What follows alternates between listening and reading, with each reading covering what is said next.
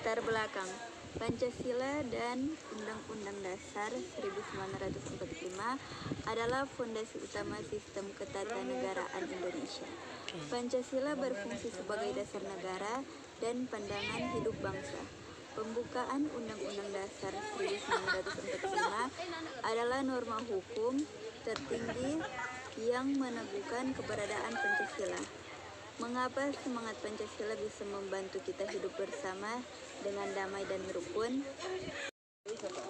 Pancasila sebagai dasar negara lahir dari sejarah panjang perumusan kemerdekaan Indonesia, disepakati dalam sidang BPU PKI dan PPKI sebagai filosofis Groundslack, fungsi utama: 1. Dasar negara, 2. Sumber hukum, 3. Ideologi bangsa, 4. Kepribadian dan jiwa bangsa Indonesia, 5. Pemersatu bangsa. Pembukaan Undang-Undang Dasar 1945 memuat 4 alinea penting. 1. Penolakan penjajahan pengakuan atas hak asasi manusia. 2. Cita-cita nasional kemerdekaan, perdamaian, keadilan sosial. Alinea ketiga, pertanyaan kemerdekaan. Alinea keempat, tujuan negara, bentuk negara, dan rumusan Pancasila. Terakhir, bersifat tetap dan tidak dapat diubah meskipun pasal Undang-Undang Dasar 1945 bisa diamandemen. Hubungan filosofis. Yang pertama, Pancasila, sumber nilai dan moral bangsa. Yang kedua, pembukaan Undang-Undang Dasar 1945, mengikat secara hukum dasar negara. Yang ketiga, Pancasila memberi arah kehidupan berbangsa. Pembukaan Undang-Undang Dasar 1945 menjadikannya sah secara yuridis. Hubungan yuridis. Yang pertama, Pancasila tercantum secara eksplisit dalam alinea keempat pembukaan Undang-Undang Dasar 1945.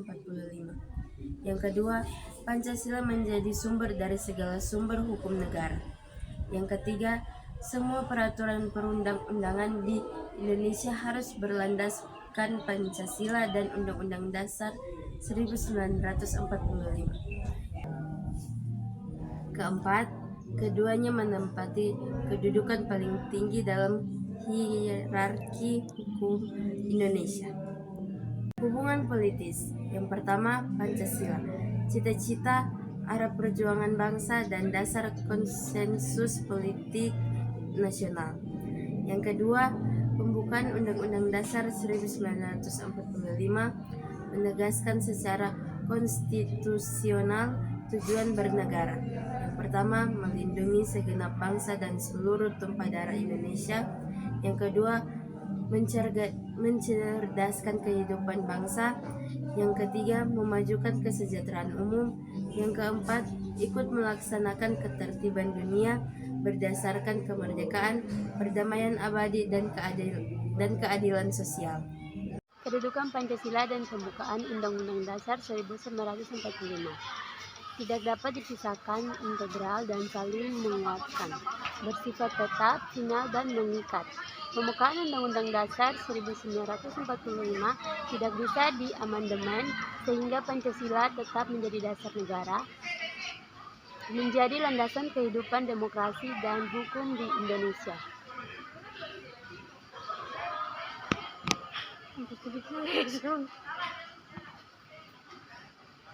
Makna hubungan Pancasila dan pembukaan Undang-Undang Dasar 1945. 1. Sebagai identitas bangsa menunjukkan jati diri Indonesia. 2. Sebagai landasan konstitusional, Pancasila diberi kekuatan hukum.